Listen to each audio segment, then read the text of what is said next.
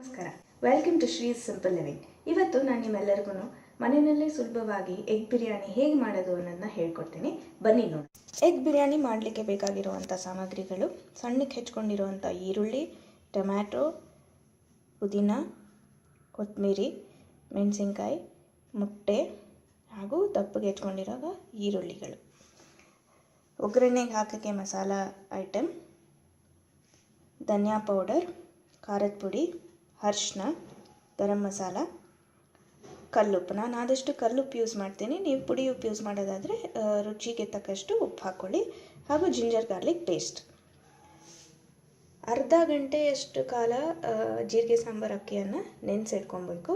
ನೀವು ಒಂದು ವೇಳೆ ಬಾಸ್ಮತಿ ಅಕ್ಕಿ ಯೂಸ್ ಮಾಡ್ತೀರಾ ಅಂದರೆ ಬಾಸ್ಮತಿ ಅಕ್ಕಿನೇ ಯೂಸ್ ಮಾಡ್ಕೊಬೋದು. ಮೊದಲಿಗೆ ದಪ್ಪಿಗೆ ಹೆಚ್ಕೊಂಡಿರುವಂಥ ಈರುಳ್ಳಿನ ಒಂದು ಮಿಕ್ಸಿಗೆ ಹಾಕ್ಕೊಳ್ಳಿ. ಹಾಗೂ ಸ್ವಲ್ಪ ಪುದೀನ ಮತ್ತು ಮೆಣಸಿನ್ಕಾಯಿ. ನಾನಿಲ್ಲಿ ಒಂದು ಮೆಣಸಿನ್ಕಾಯಿ ತೊಗೊಂಡಿದ್ದೀನಿ. ನೀವು ಖಾರದ ತಕ್ಕಂತೆ ಮೆಣಸಿನ್ಕಾಯಿನ ಹಾಕೊಬೋದು. ಆಮೇಲೆ ಒಂದು ಚಮಚದಷ್ಟು ಜಿಂಜರ್ ಗಾರ್ಲಿಕ್ ಪೇಸ್ಟ್. ನೀವು ಒಂದು ವೇಳೆ ಜಿಂಜರ್ ಗಾರ್ಲಿಕ್ ಪೇಸ್ಟು ಮಾಡ್ಕೊಂಡಿಲ್ಲ ಅಂದರೆ ಶುಂಠಿ ಮತ್ತು ಬೆಳ್ಳುಳ್ಳಿನ ಹೆಚ್ಚಿ ಹಾಕೊಬೋದು. ನಾನು ಯಾವಾಗಲೂ ರೆಡಿಯಾಗಿ ಯೂಶ್ವಲಿ ಜಿಂಜರ್ ಗಾರ್ಲಿಕ್ ಪೇಸ್ಟ್ನ ಮಾಡಿಟ್ಕೊಂಡಿರ್ತೀನಿ. ಇದನ್ನು ಸ್ವಲ್ಪ ನೀರು ಹಾಕ್ಕೊಂಡು ರುಬ್ಕೊಬೇಕು. ನಾನು 2 ಸ್ಪೂನಷ್ಟು ಎಣ್ಣೆ ಹಾಕ್ಕೊಂಡಿದ್ದೀನಿ. ನೀವು ಅಕಸ್ಮಾತ್ ಜಾಸ್ತಿ ಜನಕ್ಕೆ ಮಾಡ್ತಾ ಇದ್ದೀರಾ ಅಂದರೆ ಸ್ವಲ್ಪ ಜಾಸ್ತಿ ಎಣ್ಣೆ ಹಾಕ್ಕೊಳ್ಳಿ. ಎಣ್ಣೆ ಕಾದ ನಂತರ ಈ ಗರಂ ಮಸಾಲೆ ಏನಿದೆ ಅದೆಲ್ಲ ಹಾಕ್ಕೊಳ್ಳಿ.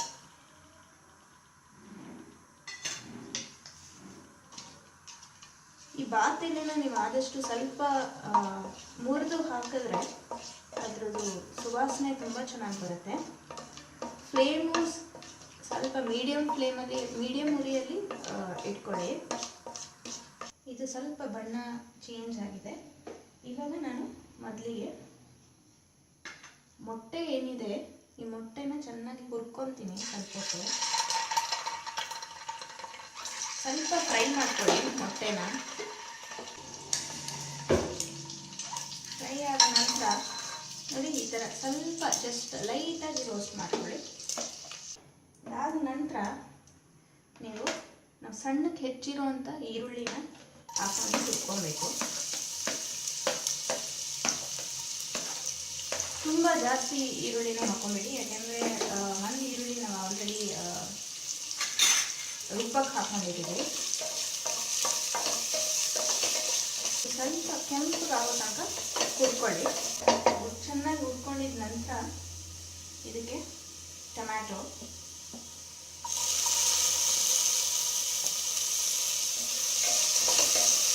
ಸ್ವಲ್ಪ ಸಾಫ್ಟ್ ಆಗೋ ತನಕ ಚೆನ್ನಾಗಿ ಬೇಯಿಸ್ಕೊಳ್ಳಿ. ಇಲ್ಲಿ ನಾನು ಟೊಮ್ಯಾಟೋಲಿರುವಂಥ ಬೀಜನ ತೆಗೆದು ಕಟ್ ಮಾಡ್ಕೊಂಡಿದ್ದೀನಿ. ಯಾಕಂದರೆ ಟೊಮ್ಯಾಟೋಲಿರೋ ಬೀಜ ತಿಂದರೆ ಒಳ್ಳೆಯದಲ್ಲ ಅಂತ ಹೇಳ್ತಾರೆ. ಸ್ಟೋನ್ಸ್ ಆಗುವಂಥ ಚಾನ್ಸಸ್ ಇರುತ್ತೆ ಅಂತಲೂ ಹೇಳ್ತಾರೆ. ಅದಕ್ಕೆ ನಾನು ಯಾವಾಗಲೂ ಟೊಮ್ಯಾಟೋಲಿ ಇರುವಂಥ ಬೀಜನ ತೆಗೆದುಬಿಟ್ಟು ಹಚ್ಕೊತೀನಿ.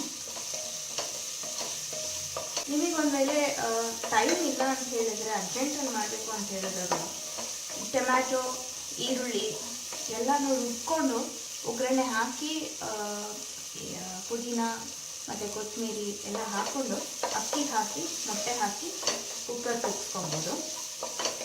ಇದನ್ನು ದಮ್ಮಲ್ಲಿ ಕೂಡ ಮಾಡ್ಬೋದು. ಆದರೆ ನಾನು ಇವತ್ತು ನಿಮಗೆ ಕುಕ್ಕರಲ್ಲಿ ತೋರಿಸ್ತಾ ಇದ್ದೀನಿ. ನೋಡಿ, ಈ ಥರ ಟೊಮ್ಯಾಟೊ ಚೆನ್ನಾಗಿ ಬೇಯಬೇಕು. ಟೊಮ್ಯಾಟೊ ಬೆಂದ ಮೇಲೆ ಪುದೀನ ಹಾಗೂ ಕೊತ್ತಂಬರಿ ಸೊಪ್ಪು ಏನಿದೆ ಅದನ್ನು ಹಾಕೊಳ್ಳೋಣ.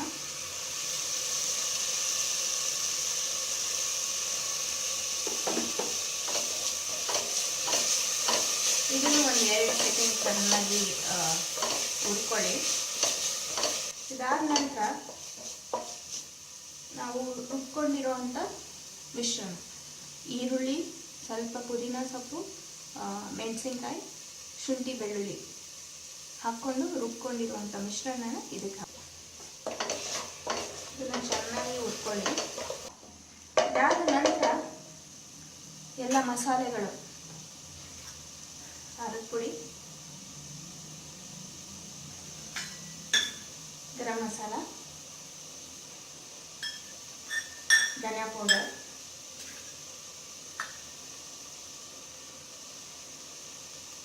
ಅರಿಶಿನ ಈ ಚೆನ್ನಾಗಿ ಬಾಡಿಸ್ಕೊಳ್ಳಿ. ಇದಕ್ಕೆ ನೀರನ್ನ ಹಾಕೊಳ್ಳಿ. ಸ್ವಲ್ಪ ನೀರು ಹಾಕೋಣ. ಒಂದು ವೇಳೆ ನಿಮಗೆ ಮೊಟ್ಟೆ ಇಷ್ಟ ಇಲ್ಲ ಅಂತಂದರೆ ಚಿಕನ್ ಹಾಕೊಬೋದು, ತರಕಾರಿಗಳು ಹಾಕೊಬೋದು, ಬಟಾಣಿ, ಡಬಲ್ ಬೀನ್ಸ್ ಕೂಡ ಹಾಕ್ಕೊಂಡು ಮಾಡ್ಬೋದು. ಇದಾದ ನಂತರ ಇವಾಗ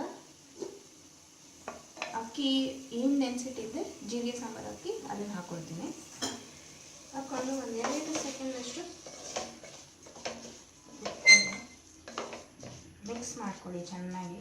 ನಾನು ಜೀರಿಗೆ ಸಾಂಬಾರು ಅಕ್ಕಿ 1 ಲೋಟದಷ್ಟು ಜೀರಿಗೆ ಸಾಂಬಾರು ಅಕ್ಕಿಗೆ 2.25 ಲೋಟದಷ್ಟು ನೀರು ಹಾಕ್ಕೊಳ್ಳಿ. ಈ ಟೈಮಲ್ಲಿ ಮೊಟ್ಟೆನ ಹಾಕ್ತಾ ಇದ್ದೀನಿ. ಮೊಟ್ಟೆ ಹಾಕಿದ ನಂತರ ಅರ್ಧ ನಿಂಬೆಹಣ್ಣು, ಒಂದು ಅರ್ಧ ನಿಂಬೆಹಣ್ಣು ಇಂಟ್ಕೊಂಬಿಡಿ. ಅದಾದಮೇಲೆ ನಿಂಬೆಹಣ್ಣು ಹಿಂಡಿದ ನಂತರ ಲಾಸ್ಟಿಗೆ ನೀವು 1 ಸ್ಪೂನಷ್ಟು ತುಪ್ಪ. ಡಯಟ್ ಕಾನ್ಷಿಯಸ್ ಆಗಿ ತುಪ್ಪ ತಿನ್ನೋಕ್ಕೆ ಇಷ್ಟ ಇಲ್ಲ ಅಂದರೆ ಹಾಕೊಳ್ಳೋದು ಬೇಡ. ಎಲ್ಲ ಆದ ನಂತರ ಲಾಸ್ಟಿಗೆ ನಾನು ಉಪ್ಪು ಹಾಕ್ತಾಯಿದ್ದೀನಿ. ನಾನು ಕಲ್ಲುಪ್ಪು ಬಳಸ್ತಾ ಇದ್ದೀನಿ. ನೀವು ನಿಮ್ಮ ಮನೆಯಲ್ಲಿ ಯಾವ ಉಪ್ಪು ಬಳಸ್ತೀರೋ ಅದನ್ನೇ ಹಾಕ್ಕೊಳ್ಳಿ. ಒಂದು ಸತಿ ಚೆನ್ನಾಗಿ ಗೂರಾಡಿದ ನಂತರ ಒಂದು ಸ್ವಲ್ಪ ಟೇಸ್ಟ್ ನೋಡಿ.